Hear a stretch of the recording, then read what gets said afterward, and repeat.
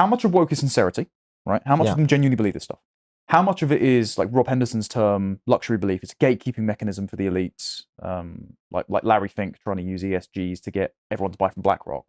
And how much of it is just a grift, like the grievance industrial complex saying, well, we've got the new thing, the new oppression, so we can keep the laundry cycle of donations flowing in. Like, so how much is sincere? How much is luxury belief? How much is a grift?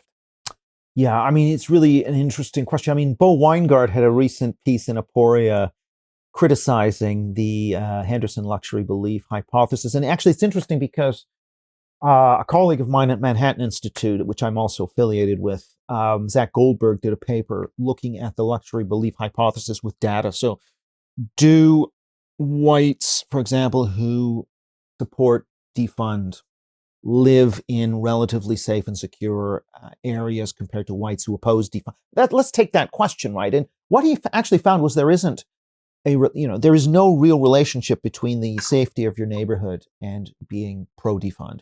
I mean, yes, it is true that for Black and Hispanics living in higher crime areas, they are less pro-defund. But if you take whites, there isn't a relationship there. And I think actually that speaks to, equally, by the way, we can look at companies that have paid a huge price for being woke.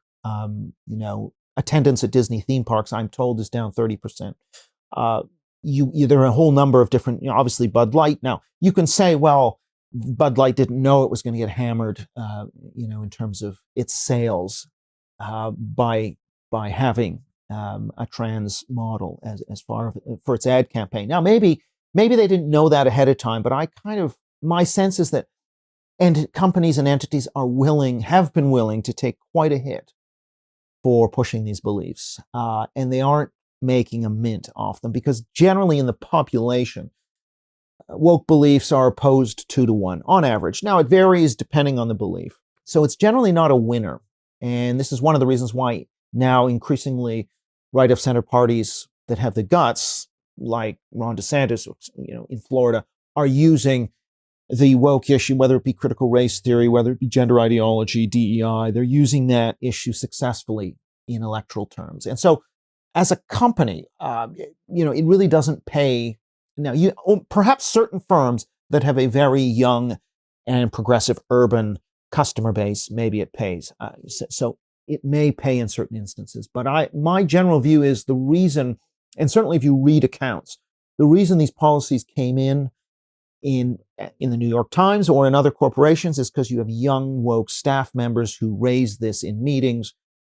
The management doesn't really know how to answer back. And this is one of the things I mentioned about the kryptonite effect of the race taboo, which of course is then borrowed by taboos around sexism and around transgender. The power of that shuts down debate. So all it takes is a small number of activists to chill discussion and get their way. And it's these young staffers, these millennial and Zoomer staffers, employees that are able to kind of shame and pressure their organizations into adopting these policies. It is not generally the managers at the top saying, what's going to advance our bottom line the most? Let's go all in on woke. Now, Yascha Mounk makes the point that there was a period when Twitter and other social media were taking off where social media influencers could get a company's brand or could get a publication talked up more through their influence. And his argument is that was one incentive for some of these publications and companies to go woke. I'm not 100% sold on that explanation. I mean, it is not obvious why companies that, for example, have a consumer base, and let's face it, old people have more money and more spending power in today's society. You would have thought that this is not the way to go as a company. Is that not the subsidy effect of the sort of hedge funds that formulating and pushing ESGs, though? But this is what I've always tried to work out. Because Larry Fink wrote that 2018 letter to Harvard Business School saying, okay, there's a vacuum in leadership after the Trump election. We're caring about the environment. We're caring about inequality. We're caring about transparent governance after the 2008 crash, and it made us all look bad. So here's all the tenets that we're going to use if you want to access BlackRock investment, especially considering we're sitting on your boards and we're your lead shareholders and things like that. I couldn't figure out whether or not, still up in the air, whether or not he actually believes this stuff, or it's just a homogenizing mechanism to corner the market as a kind of guild system. Do you know what I mean? Yeah. Well, okay. So I think one way of thinking about this is, in sociology, there's Max Weber is one of the sort of founding fathers of sociology, and he had this metaphor of the switchman on the railroad track. So the locomotive is self-interest, looking for power and prestige and wealth. Sort of maybe the luxury beliefs fits into that model that it's all self-serving. But the culture is the switchman. So what's happened is the culture has set these ideals, equal outcomes for identity groups and emotional harm protection for identity groups. That's like the highest point in society, or the highest value of society. Those become the prestige beliefs, but they have to be erected there through some kind of ideological process, which is not self-interested.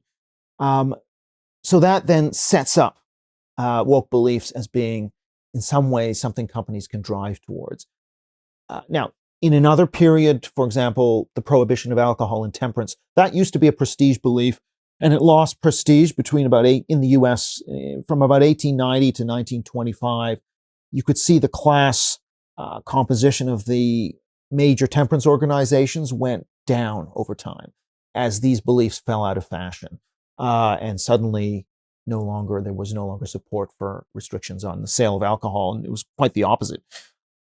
But in this case, what we've seen is a rise in the prestige of these beliefs, but that's been driven by an ideological agenda first.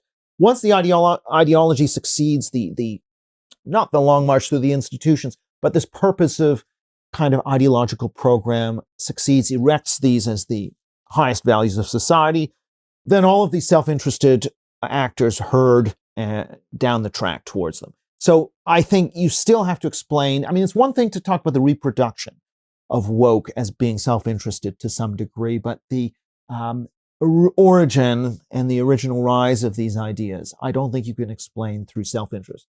So what I would say is it's part of the explanation. I still hold to the belief that most of the explanation is true belief. And I'd say the same thing, by the way, for other belief systems like nationalism. There's a whole debate over, are people nationalistic just because out of self-interest, and leaders, they're not really believing in the nation. They just believe in, self-interest. And there's some truth in that. It's clearly the case that Donald Trump, he attacked Mitt Romney for being tough on immigration in 2012, and now he attacked Pat Buchanan for his views on immigration, and then he's flipped on a dime. Now you could maybe say, in the case of Trump, it's opportunistic, or Boris Johnson, probably in his heart of hearts, was he a Brexiteer? No, not in the slightest. Right. I think it's fair to accuse Boris Johnson of being opportunistic. Yes, yeah. So you get that, and I think that's more common amongst elites. But I think in terms of support basis for Trump, for Brexit, it's not as convincing to me to say, oh, these people just thought they'd get something materially out of, and that's the main reason they voted Brexit. I don't think that's the case. It's obviously very, very tough to tease these motivations apart. You can see all kinds of things like, is it you might say, well, if someone doesn't have a lot of status, they need some quick status, so they're going to move to these woke beliefs. Well, that would suggest that lower status people are going to be the ones who are most likely to gravitate to woke, but actually we see the reverse. So that's kind of, in a way, counting against. But on the other hand, it is the case that within academia, the people who are not very good at the mentally quite tricky stuff like formal theory or quantitative research or whatever, the stuff that gets you in the top journals, those are so in a way, the less able people in academia are more likely to gravitate to woke. So that does fit a self-interested explanation, whereas the people who can't do the hard stuff go for DEI and critical race theory and all of this business because that gets them something. So that's or they become in the DEI part of a corporation in the HR department because they're not good enough to be making deals and selling. So there's some plausibility to it, but I think there's also facts that don't fit it.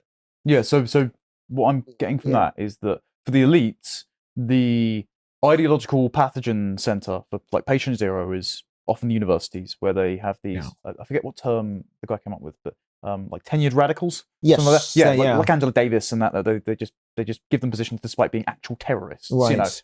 And that filters from the top to infect culture from the top down. And then from the bottom up, there's certain cultural pressures like the Great Awakening, the sudden trend of using racist, sexist, homophobic. I mean, you did all numbers on that. That was very good in Whiteshift. Of where after Occupy Wall Street, there's an exponential explosion in all of these buzzword bugshot kind of things that are peppered throughout media to create it to be the waters in which we all swim. So yeah, it feels very much like a pincer attack. In as far as your creation of this new institute at University of Buckingham, what approach are you taking to fight it? Because so Chris Rufo's recent book, he's looking at a kind of counter vanguard thing of where we reverse the long march through the institutions and clear the institutions out. What do you think is going to be more successful? Parallel institutions or reclaiming existing institutions? Yeah, really good question. I am more of the belief, if we take Elon Musk's strategy versus Gab and Parler. Yes. You look at the impact Musk has had. Now, that doesn't mean Gab and Parler are unimportant, but I think you need to do both. And it's going to depend on the industry. So clearly in media, look at Lotus Eaters.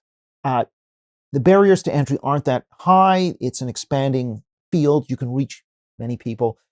So therefore, a more parallel institution strategy, setting up alternatives, is arguably a better strategy or a very profitable strategy. However, universities is very different.